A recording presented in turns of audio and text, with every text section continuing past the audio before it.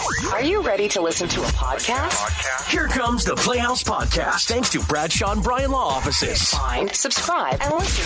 The KCLD Playhouse is powered up by Bradshaw and Bryan Law Offices, seeking justice for the injured. So I need you to calm down. I'm good. She's fired up today, guys. Now, I'm going to pull back a couple of curtains you're probably not aware of as a radio listener. All right? Mostly because radio isn't a bunch of, trying to fool people with stuff anymore, right? Sometimes it is.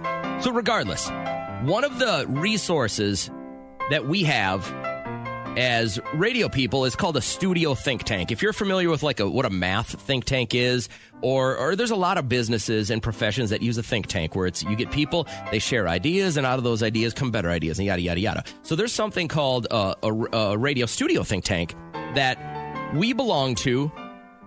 And what it is it's a lot of morning shows across the world, actually, because there's some from New Zealand and Europe and stuff. They share ideas, and maybe you can make it your own. It's a great resource. Some people will just go on there and copy someone else. We prefer to use that idea and go, oh, hey, how does it work in our listeners' lives? Or how did it work in our lives? Now, just the other day, we talked about the girl who had that awesome voicemail. She's like, what's up, what's up, what's up? And then Some might say it's awesome, but she lost out on a job because it was so immature. So somebody had posted on this think tank site to start the idea with your listeners that maybe you start an idea of who lost their job before you actually got the job. Yeah. All right. Now, I looked at it this morning, and as I was cruising through, and because we had one or two little holes in our show today that we weren't quite knowing what we wanted to talk about, and I was hoping that something would spawn something, and boom, this jumped out of the page at me and hit me right in the face. So Dave Ryan, who does the morning show at KDWB down the street, had posted this. Now, by the way, this is direct. Kat's even talked about this before on our show, where she was going to be a producer for his show years and years ago. You were 18 or 19, right? Yeah, I was being groomed by the actual producer. I was going to be the assistant producer. So I was doing all of the work for the producer so he could sleep in a little bit. Now, again, for sure, this is not a slight on Dave, by the way. I respect him. The guy obviously is a radio genius. He's been doing mornings in a major market for, 20 years. He knows what he's doing. But he had posted in this think tank, I fired a girl in the morning of her first day as an assistant producer. He's referring to Kat. Mm-hmm. She came to my Super Bowl party the day before, and I busted her drinking underage several times. Correct or incorrect, Kat? I'm giving you a chance as we read this to clear the air. Okay. Were you trying at his Super Bowl party to drink underage? The thing is, you did not have to try because you were greeted by somebody at the bottom of the stairs. Was anybody carding you? Nobody was carding me. I was actually asked for my drink order. Okay, so you gave him a drink order and had a drink. I did. Right. Okay, listen, I'm not dogging you out. I'm not promoting underage drinking at all. It was a mistake. People make mistakes when they're 18. I had a ride. Dave says he was pissed. Whatever. He told her you can't do that. She kept it up. Next day, came in, met her at the elevator, told her to go home. Mm-hmm. I can't trust you. If I can't trust you to not drink at your boss's house, how can I trust you to do a good job at work? Okay, well, you can trust me to do a good job at work because I was doing the work of your actual producer for probably 2 months prior that you didn't even know. And then let's go back. You told me I couldn't do that. Not one person said anything about that. In fact, there were kids younger than me, 18, but I was about to be 19, okay, in the bathroom throwing up. I was chill. I was on the couch and I had maybe a couple of cocktails. And then, now, in his defense, though, an underage person was drinking at his house. Absolutely. He said, cut it out. He said, get the hell out. You're not going to work for me. No one ever said that. You didn't get kicked out? He never said that. Okay. Everyone left at the exact same time. No one ever told me to stop drinking. I stopped and then got a ride.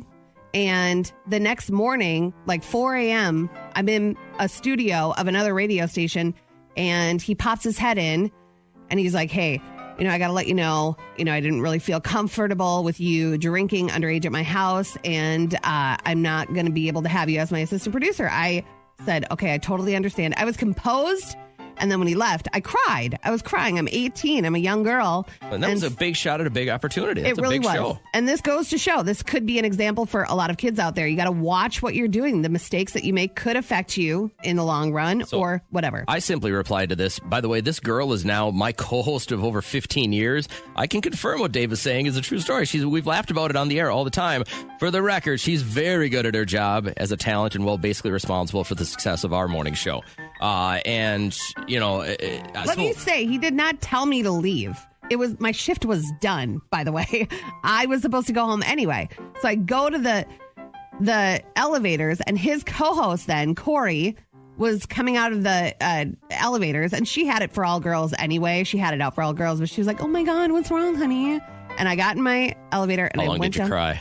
I cried for a long time Like an hour? because it was, listen, when it's your fault, because it was my fault for drinking underage. It really was.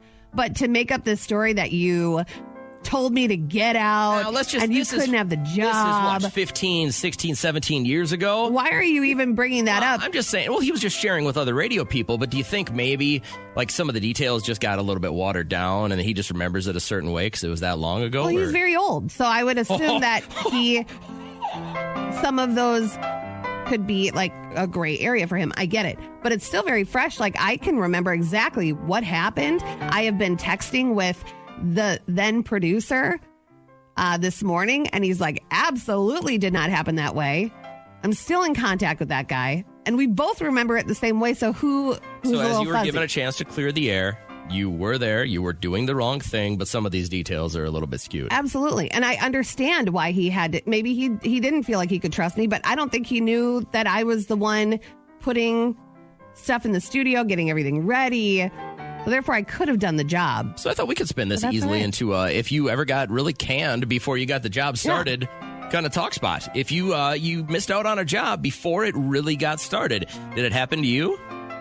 Now, with everything in the cards, aren't you happier now that... So happy. Yeah. So things happen for a reason. They really do. And I'll just let you know, I still worked there because I worked for another radio station there for another 3 months. Then I got my first morning show job. And on my last day, he caught wind that it was my last day. He runs in front of my red Mazda Miata. And then he says, "I'm so sorry that we did not get to work together. I know big things are coming for you in the future." I don't think he's a horrible guy. I just think that his memory is a bit skewed because that's exactly what happened. There. So. Feel better now that you cleared the air? Sure. Does he feel better? I don't know. I don't want to talk to him. I don't know. Start a radio war with this Oh, guy. yeah, I bet. I heard this audio last week, and I'm like, this is so nice. It's a prideful thing to be able to help out your parents if they need it. So the background is this dad loses his wife about 12 days before Christmas, okay? And so the kids, they're like, he has so much stress, and then you have to pay for somebody's funeral. Like, that's a expected cost, but you never know when to expect it. And so he was just kind of getting by, and they surprised him with this. I don't know what this is. Your house is paid off, Daddy. Oh my God. Praise God. Praise God. All your kids pitched in. All your kids pitched in because they love you and they want to make sure you have a place to live. Oh, there were like, I think maybe $30,000 left, and all of his kids chipped in and paid off the house.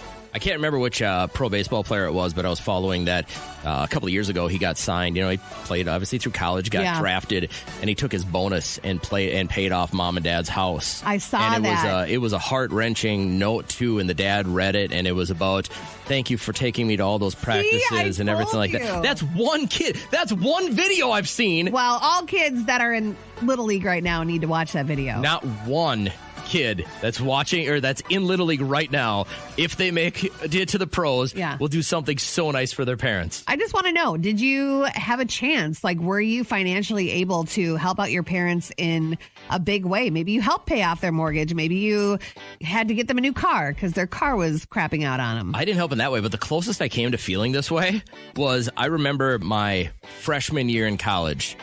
I remember hustling pool enough where I could buy my mom and my dad Gustavus mom and Gustavus dad sweatshirts, but they were like $80 at the bookstore. And I remember them opening, and then they also knew, because they had been to the bookstore and they had kind of gone Christmas shopping for me or whatever, they knew how much those cost. Yeah. And I didn't have any money, but I'd hustled enough and taken enough chances to get them, and I felt like I was king of the world and that I had done such a great thing for my parents. And I think both of them probably still had those in their like in their closet when they passed away. I'm sure they did.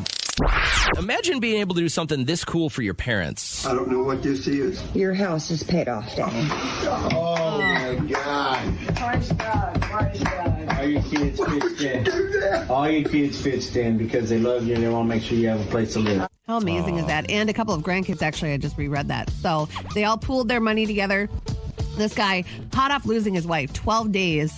And then Christmas comes. And within that 12 days, all the kids were like, listen, this is really going to help Dad out. And so they did that. So when's the last time you could help your parents out? Like you were financially able to help them out, which is, as a child, super rewarding. Jade is waiting to come on the show with us. From what I understand, you opened a bank account for Mom, and what's going on with this now? And I deposit $60 in every single Friday, automatic deposit. So it's $250 a month. And so, yeah. So, you know, that's the way it worked for me. My mom ended up retiring early, so she didn't get the full benefits from Minnesota.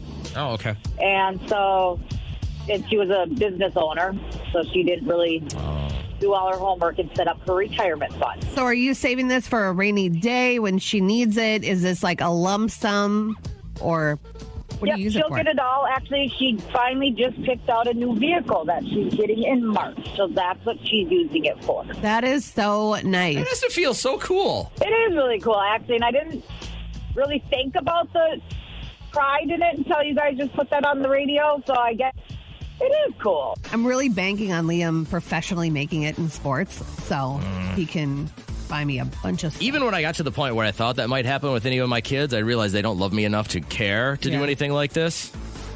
That's when you out secrets, though.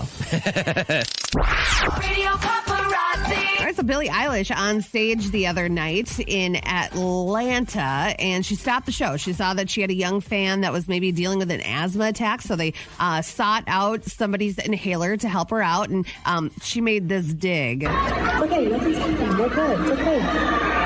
We're taking care of our people. Hold on. I wait for people to be okay until I keep going.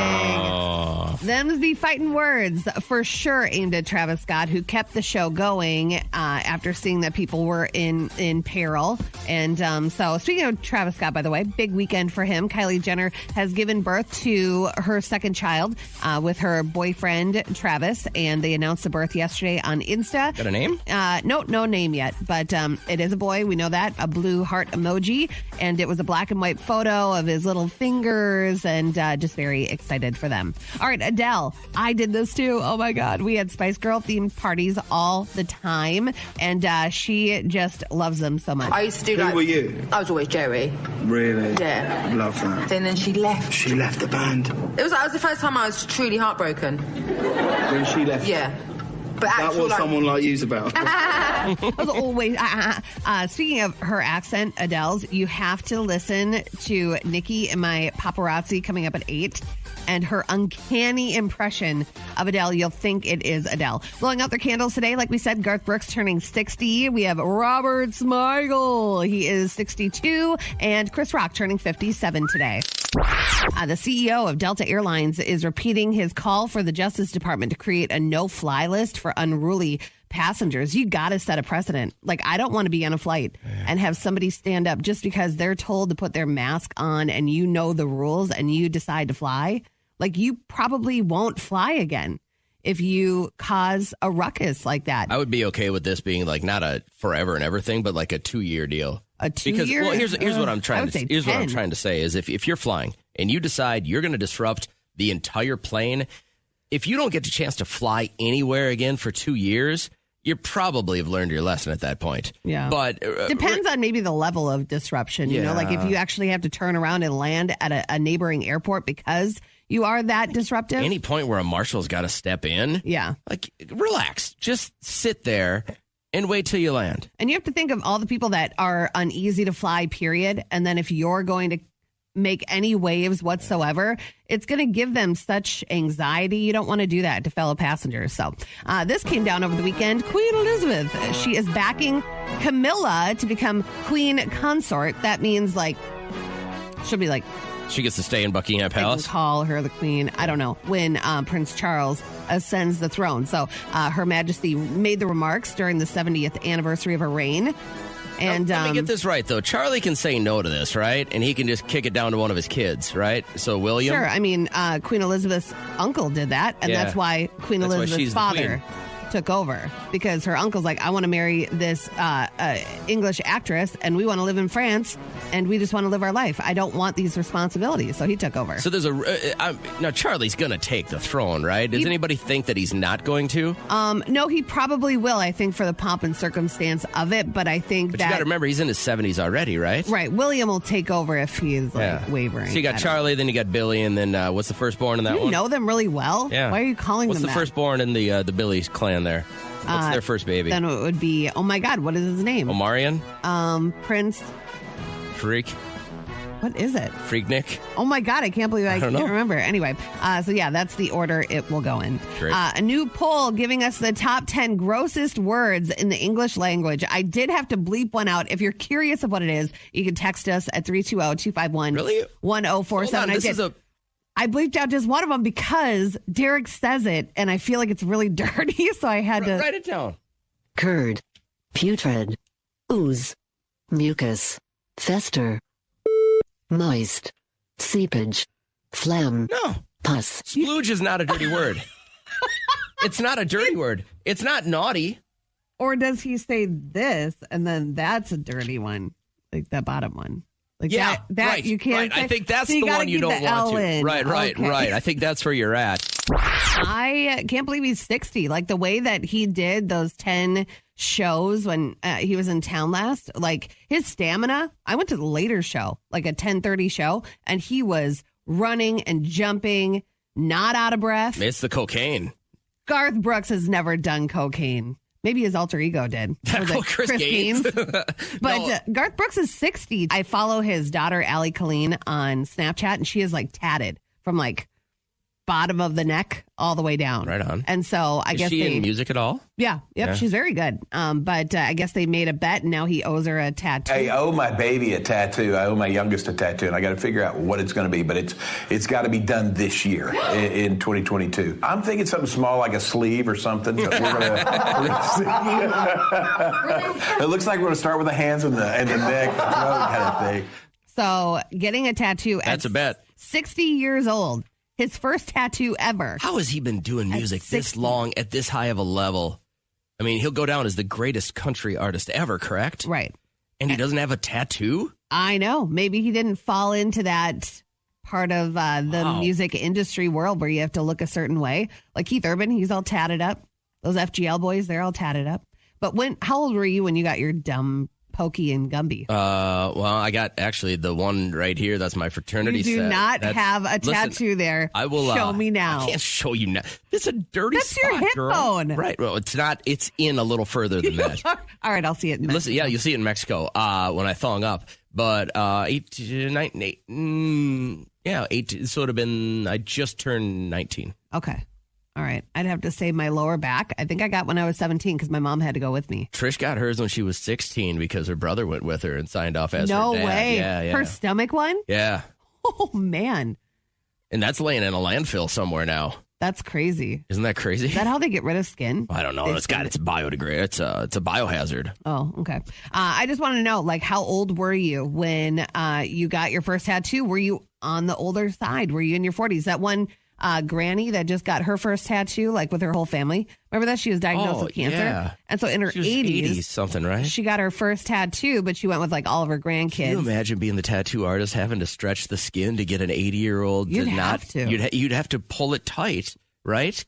But then what happens when you let it go? All the skin wrinkles up like a Sharpie. Yeah, it's a Sharpie. I don't know. So how old were you? Were you on the older side when you got your first tattoo?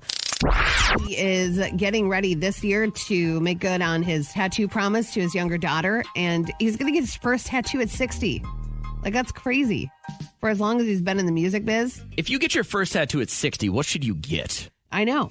At that point, you got to give it a lot of thought. Oh my gosh, he should get the word friends on his foot. Friends in low places. Ah, You're what's hilarious. up? Anyway, so you got a tattoo later on in life. Mine was, I think I was 17. I think it was my 17th birthday. My mom had to go with me, but it was a gift from my brother. And then yours was, you had just turned 19. Yeah. So. Andrea, how old were you when you got your first tat? 30, dirty 30. Oh, now, hold on. Let me guess. Let Kat and I guess here. Yeah, was this like a drunken thing with some of your girlfriends? No, actually, it was to remind me to never go back to an ex. Okay, Oh, so what okay. is it? His name? Is it something that he did that you look at and it reminds you? No, it was a grounding tattoo, so it has like my whole family tattoo and meaning. Okay. Wait, what does that mean? It's So, like pictures of all your family or a name or what? No. It's like animal. It's a fox and butterfly, so each butterfly represents a person in my family. Sure. It wasn't his name like going down a toilet. No, I put a butterfly in there because everything happens for a reason. Mm-hmm. So, like, if the reason why, things don't work out with an ex is for a good reason, that's why you don't go back to them. That's what a butterfly means?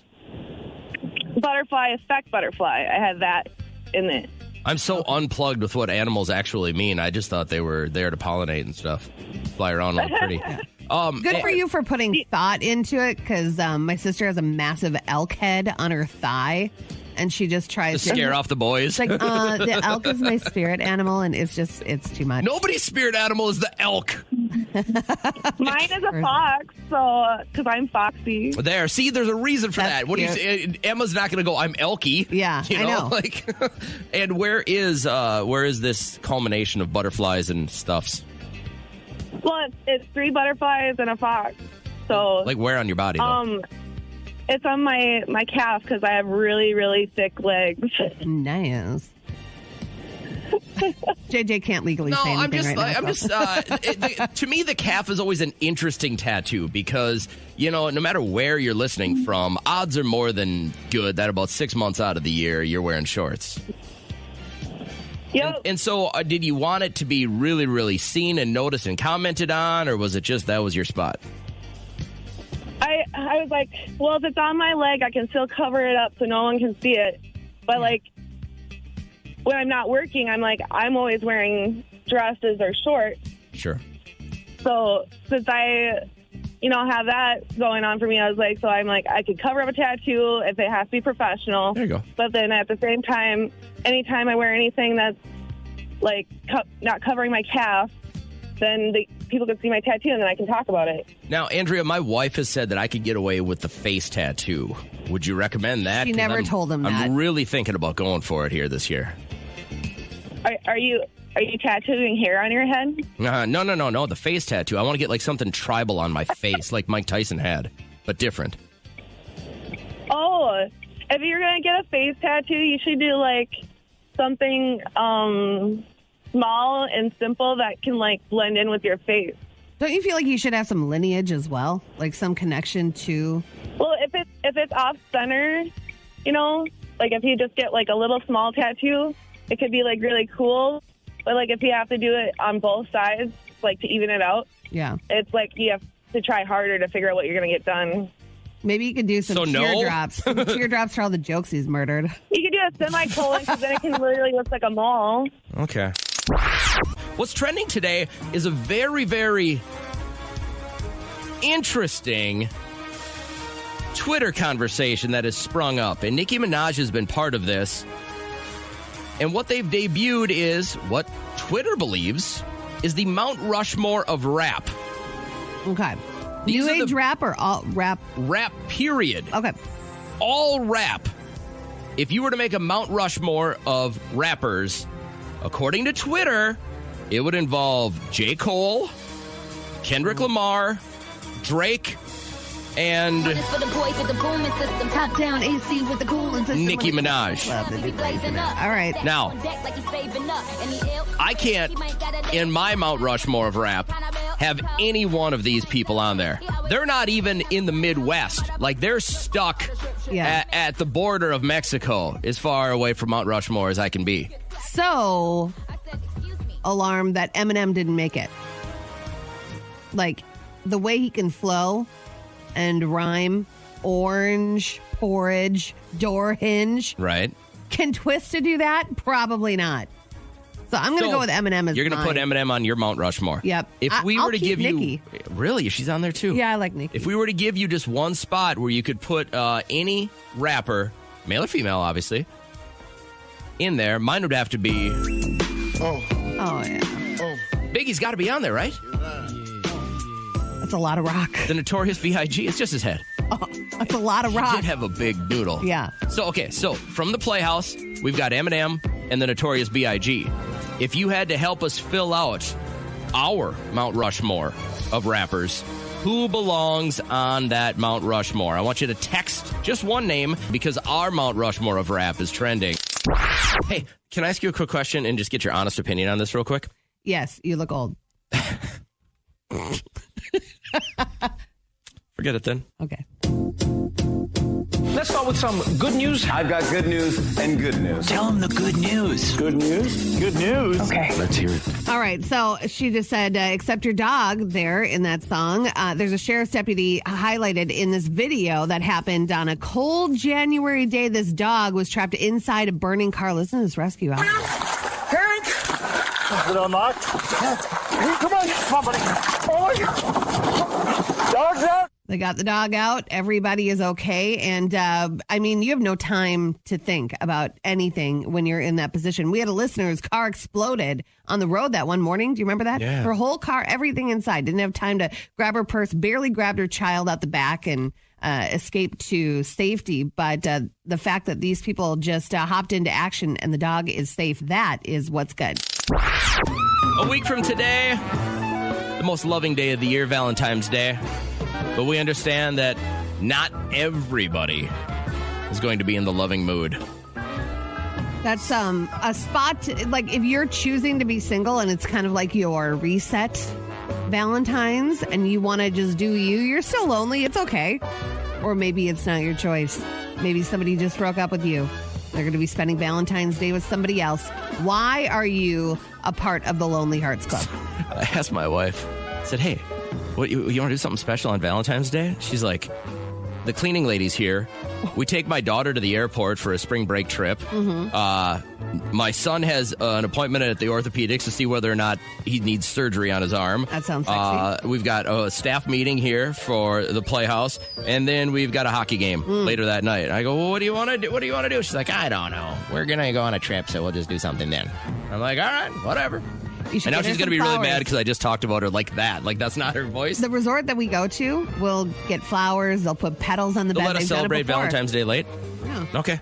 So we just thought, all right, well, let's put something together for people that are going to be flying solo for Valentine's Day. And thanks to our friends at Anejos in Sartell and Concrete Image Salon, I got $50 gift cards to spread around to those members of the Lonely Hearts Club. And Angela, I see that you're first through. You're going to be lonely?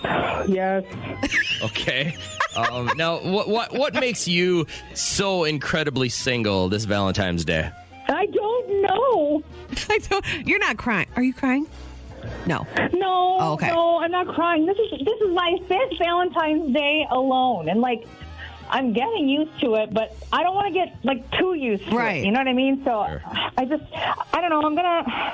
My girlfriends are losers, so I'm going to invite them over. So Don't put that on the invite. Just say, hey, we got some añejos for you. They'll come running. And then you got a free hairdo, too.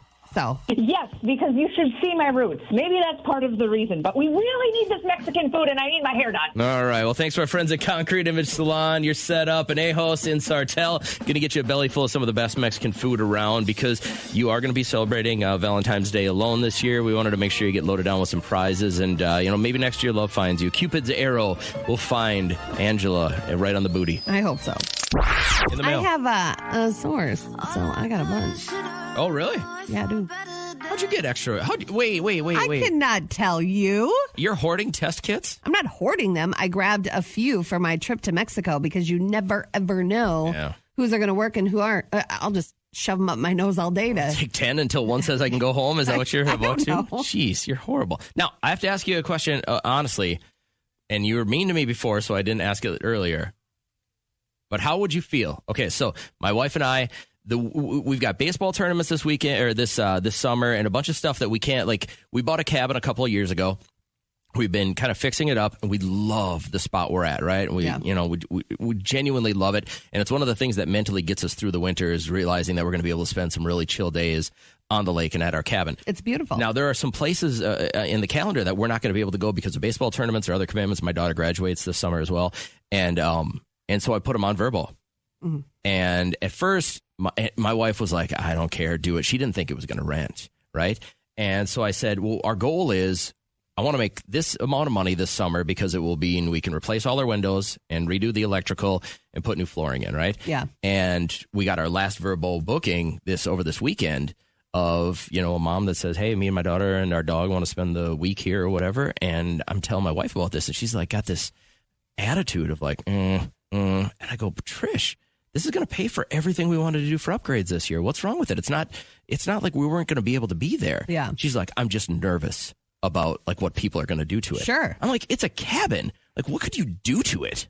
Still, I mean, they could put holes in walls. They could leave the water running and flood it. It's a log cabin. They could flood it. But then it's insured through the Verbo people. Then and I'm trying to tell you that. But would this make you, like, would it make you nervous? If you guys were going to go to, let's say you're going to go to Phoenix for a week, and your house was something you wanted a Verbo for a week, would you feel nervous that people were staying there? Like, you guys don't have personal stuff at your cabin. Like, you just have like average stuff that a cabin would have. Big signs that say lake. A house is different. A house has all your stuff in it. But we stayed in people's, like when we went to Colorado, we stayed at somebody's house. Yeah, but it was probably like their bonus house. They probably have their real house. Oh, they had their pictures of them and their kids hanging up all over the place. No, I wouldn't do I would just do a rental or a bonus property. I wouldn't do my real house. Unless it was like for the Super Bowl. Remember how all those people were Verboing and Airbnb-ing their home when the Super Bowl was here? Like making crazy amounts of money? I do remember that now. But I was just like, well, how do you get nervous about that? And the only time, and there's only like one day where I'm going to have to like leave the show, scoot out there right away, change out all the linens, take down the towels, vacuum, wipe everything down within the 3-hour window before the next people check in. Yeah. But otherwise, I'm like, this sounds to me super logical.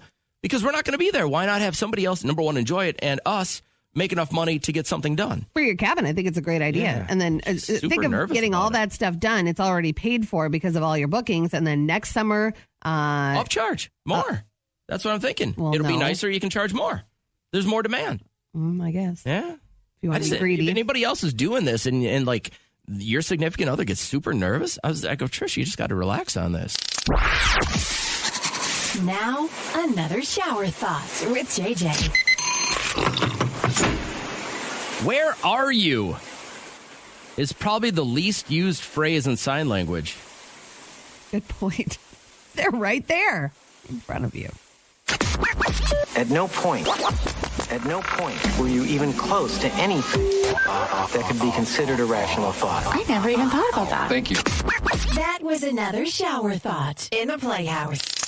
Radio Paparazzi. We heard from Adele last Paparazzi about her love of Spice Girls. If you remember her voice there, you would think that this is her. It's not. It's Nicki Minaj's impression. First of all, it's Adele.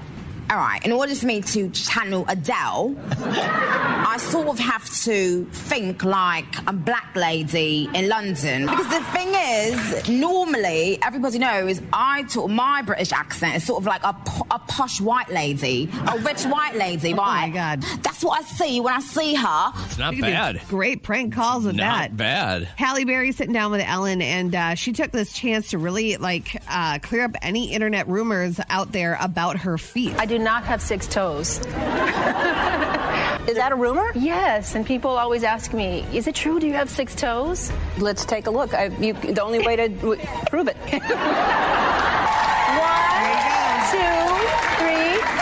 5. Halle Berry's feet, everybody. I bet they're just beautiful and they never smell. There's no hair on the toe knuckles. I bet she's just perfect. All right, Lindsay Lohan getting ready for a big day. She is engaged to a guy named Badir Shamas, and I think she's been living in Dubai for a while now. So I think that is probably the region of where she's going to have her wedding, but she's excited. I don't know if you're like this too, but even on my birthday, I always want to make sure everyone else is good. And then I can be okay. So I'll be more like that. I'm looking at destinations. Already started talking to a friend of mine about the dress. So in time, but like I want to do things right and I want to pace everything. So, but yeah, it's an exciting time and I'm very girly. So she seems in a good place, right? Even though her mom was arrested for like her umpteenth DUI. Yeah, but I think she's probably past the mom thing. Yeah. She sounds like she's doing her. Yeah, good. Blowing out their candles today, we have Ashton Kutcher turning 44. NBA star Steve Nash is 48. And Garth Brooks turning 60. Let's begin now. Off we go with the Monday show, and welcome to the radio. How we living, Kat? Rested, relaxed, ready to go? I am so ready to go. It was a good weekend. We had basketball. We got to play the halftime of the SCSU women's basketball night. How'd that go? Oh, my God. Those chicks, they know what they're doing. That was a fun game to watch. So I always thought it was really important, too, that the boys support the girls just as much as the girls support the boys. And they were screaming and cheering and got to play halftime for that. And then we went skiing at Powder Ridge. And that was a really good time. Weather was amazing. Relaxing day yesterday. And we watched Pam and Tommy on Hulu. You did? Oh, my God. His wiener talks to him. It's like you can see the Seth Rogen producer part come out. And it is like uncanny how much they look like Pam and Tommy. It's crazy. But it's Pam and Tommy like 25 years ago, right? It is. So the prosthetics are like on point and they are not holding back at all. But it's from the point of view of the two guys that stole the tape and then sold the tape online. So Pam and Tommy have nothing to do with this series. And it's like 8 episods. So did you watch the whole thing? No, we're 3 in. It was after the wiener talking, it was a lot. Step back. I think I need a break. It's God's Day, and we're watching a wiener talk on screen. So, yeah. I'll tell you this much. We had a weekend just of chasing my son is injured right now, so he's not playing. Yeah. So we're chasing this hockey team around, watching him stand on the bench in his sling, trying to help coach his buddies. So I don't mind it because we like the hockey families and everything. But Saturday night, Trish and I ate all the Chinese food in town. You did? All of it. What does that even mean? We ate it all. So we had anticipated that we would have like 4 or 5 people at our place. Yeah. So she ordered a ton of Chinese food. And then my daughter went this way with one of her friends, and my other son went this way, and then he went to hockey.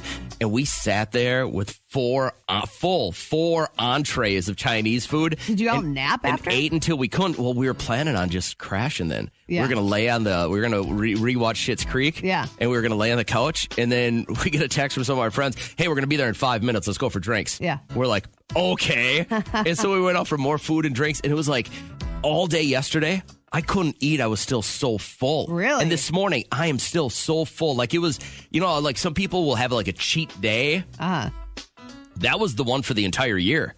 I ate so much on Saturday night that I still am not hungry. See, with Chinese food, it's weird. I'll eat it, and then I'm like, okay, I'm so full, and I'll put it in the fridge, and no joke, like 70 minutes later, I'm You'd have so thought, hungry. Right? Yeah. Oh, I don't think I've ever ate so much in my entire life. Ooh. Oh, my God, I'm still full. So today, we have a very interesting show for you. We have got a lot of cool stuff. We're going to give away a $2,500 scholarship from Deerwood Bank and KCLD. We're going to get you into the Mother-Son Superhero Party. But I found something interesting online this morning, and I'm going to give Kat a chance to either confirm or deny and clear her name because it may have been slighted a little bit. And I want to give you a chance to, number 1, reply. Yeah. And then number 2, set the record straight. I'll set the record so straight, the arrow will have no chance to stray. I mean, this is like, I'll set the record straight. I was trying to work in an analogy. Horrible analogy. Crap. All right. Today, I got a talking wiener on my mind. Gonna be a fun day. Let's get it started, guys.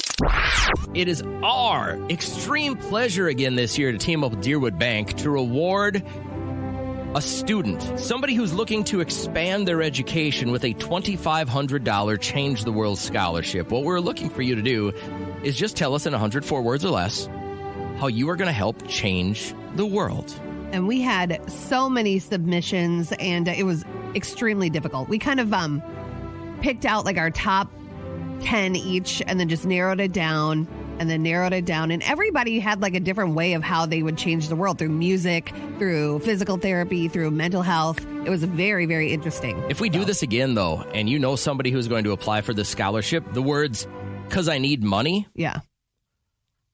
You're not going to win. Got that, with Josh? that as an entry. How are you going to change the world? "'Cause I need money. Right.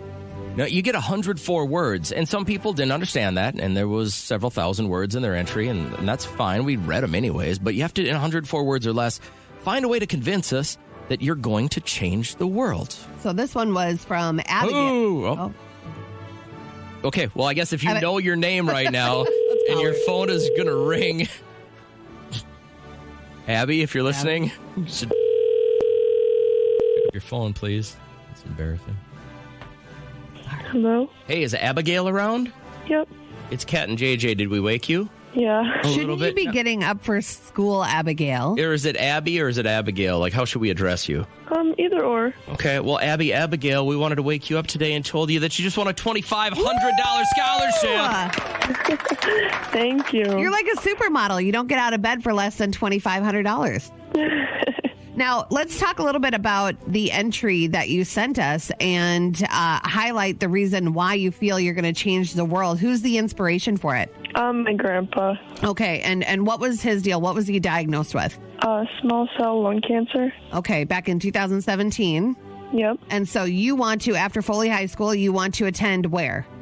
University of Minnesota, Rochester. Okay, and go into radiation therapy. Now, you could discover a lot of things early on that could help people, which is massive. Well, and Rochester is so closely linked that the university cell is so closely linked with the Mayo Clinic and everything they do down there. So you get a jump start on all of that, right? Yeah. Yeah, Yep. I like that. All right. So as you go to school today, you'll be world famous, and everywhere you pass through in the halls of Foley High School, people will be like, "Oh my gosh, that's Abby from KCLD. Oh my gosh, oh my gosh." So as we team up with Deerwood Bank, we do this every year, and the goal is to find somebody who we think is actually going to make a difference in the world, because in no time at all, Kat and I are going to be old and in a nursing home and crapping ourselves and watching Twins games with the heat turned up to 97 every single day, and we want somebody like you to be on the forefront making sure we live comfortable lives. So congratulations, Abby! Hey! Thank you. $2,500 for you to use towards the University of Minnesota, Rochester, and everything you go to study and make the world a better place. So, hey, thanks for listening. Thanks for letting us wake you up, and use this money wisely. We're looking forward to see what you can do. Thank you very much. So weird. Weird stuff. Everybody called me weird. I am weird. You don't think this is a little weird? No, I don't think it's weird at all. Weird news. The spot to be in, naked in Canada, eh? I would not wish that upon an enemy, but this woman goes out to her car, and she sees something funky in the front seat. She sees like a bunch of mud, like somebody had been sitting there, like the body of a person in mud. And then so she cleans it out, gives it no thought, which is really weird. And then a couple of days later, finds the guy in her trunk. Why are you in my trunk, and are you naked? Yeah. What? It's a rite of passage. To be... how did you get in there? I'm the son of the Pope. Can I put my pants on? We'd appreciate that. Yeah, we really appreciate that. All right. So, yeah, he was fully naked. The son of the Pope is a great line. Well, she's so calm about it. She's like, well, we went for a car wash together. We went and got sushi. He rode to work with me twice. Was it Mr. Chow? No. No, okay. It was not. So, yeah, he is now somewhere where he should be, and that is what's weird. The Playhouse Podcast is made possible thanks to Bradshaw and Bryan Law Offices. Catch the live show weekdays from 5:30 to 9 on 104.7 KCLD. Now, share this with a friend.